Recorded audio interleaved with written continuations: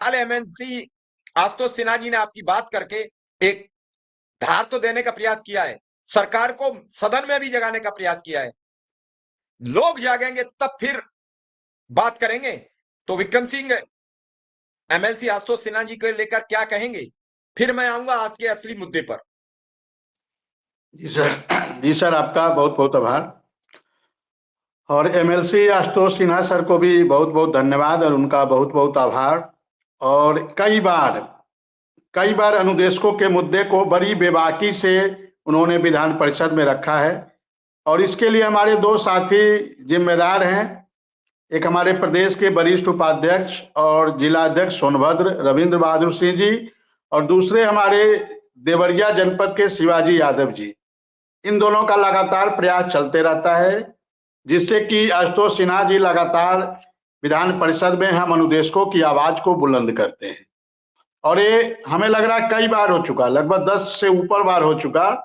और इसके लिए रविंद्र बहादुर सिंह जी ने और शिवाजी यादव जी लगातार प्रयास करते रहते हैं और उसी प्रयास की देन है कि आशुतोष सिन्हा जी हमेशा अनुदेशकों की आवाज को विधान परिषद में उठाने का कार्य करते हैं। और हम 27,555 अनुदेशकों की ओर से आदरणीय आशुतोष सिन्हा जी को बहुत बहुत धन्यवाद, बहुत बहुत आभार ज्ञापित करते हैं और आशा करते हैं इसी प्रकार से अनुदेशकों की आवाज को अपनी सदन में बुलंद करते रहे। अनुदेशक परिवार उनका बहुत बहुत आभारी है। नमस्कार साथियों, स्वागत है आप सभी का आज के इस नए वीडियो में। ये वीडियो आप सभी शिक्षा मित्र साथियों के लिए बेहद ही महत्वपूर्ण होने वाली है। वर्तमान की कुछ खबरें, हाल ही के अंदर का चल रहा कुछ ऐसा प्रकरण जिनको देखने के बाद समायोजन के दृष्टिगत सब कुछ क्लियर होने वाला है। इन सारी बातों को आपके मध्य में साझा करेंगे। सभी साथियों से एक विशेष अनुरोध है, वीडियो को आप पूरा देखें। चैनल को अभी तक आपने सब्सक्राइब नहीं किया है तो इसे सब्सक्राइब भी कर लें। अब चलते हैं अपडेट पर। जी सर।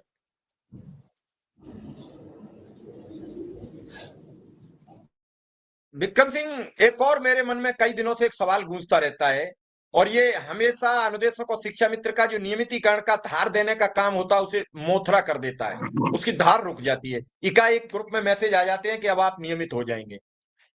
लोग कोर्ट जाना चाहते हैं, वो कोर्ट जाने से बचते हैं। फिर जो कोर्ट के लिए समर्थन करना चाहते हैं वो कोर्ट के समर्थन से रुक जाते हैं। जो लोग सरकार से सवाल करने का मन बनाते हैं वो सरकार से सवाल करने का मन कैंसिल कर लेते हैं। मतलब वगैरह वगैरह बातें जो अनुदेशक एक सतत प्रक्रिया में चल रहा होता है। जैसे जब आप गोरखपुर के लिए लखनऊ से निकलते हैं तो वो ट्रेन लगातार बाराबंकी होते हुए, गोंडा होते हुए, बस्ती होते हुए और सीधा खलीलाबाद होते हुए गोरखपुर के लिए निकल जाती है। और वो सतत ट्रेन अगर बाराबंकी से सुल्तानपुर होके चल दे तो फिर आपका मन टूट जाएगा कि हम कहां जाएंगे, गोरखपुर तो ये जाएगी नहीं। ठीक उसी तरीके से जब अनुदेशक शिक्षा मित्र की बात नियमितीकरण की चल रही हो तो फिर कौन जाना चाहेगा कोर्ट, कौन जाना चाहेगा सरकार से सवाल करने, जब नियमितीकरण ही तो मुख्य मुद्दा था और नियमित हम होने जा रहे हैं। तो क्या कहेंगे इस पर? क्या इन मैसेजों से अनुदेशक का मनोबल बढ़ता है, गिरता है या उसका नुकसान होता है? और ऐसे मैसेज उतनी तीव्रता से वायरल होते हैं आप समझ भी नहीं सकते उनकी स्पीड कितनी होती है। सर, ये जो नियमितीकरण का मुद्दा है, नियमितीकरण होने के जो पोस्ट आते हैं, हालांकि नियमितीकरण का मुद्दा हम लोग का जो 11 सूत्री मांग पत्र है उसमें पहली मांग हमारी नियमितीकरण की है कि नई शिक्षा नीति के द्वारा हमको उत्तर प्रदेश के अनुदेशकों को नियमित किया जाए, क्योंकि नई शिक्षा नीति के 5.5 में स्पष्ट रूप से कहा गया है। तो प्रयास हम लोग का जारी है, संघर्ष जारी है, लेकिन जो ये मैसेज आते हैं ये मैसेज पूरी तरह फर्जी मैसेज है। दूर दूर तक शासन में ऐसी कहीं कोई हलचल नहीं है। शासन प्रशासन के एजेंडे में अभी ऐसी कहीं कोई क्रिया प्रतिक्रिया नहीं चल रही है। ये मैं पूरी जिम्मेदारी पूर्वक आपके चैनल पे कह रहा हूं, अपने अनुदेशक साथियों को भी कहना चाह रहा हूं कि मैं पूरी जिम्मेदारी पूर्वक इस बात को यहाँ कह रहा हूं।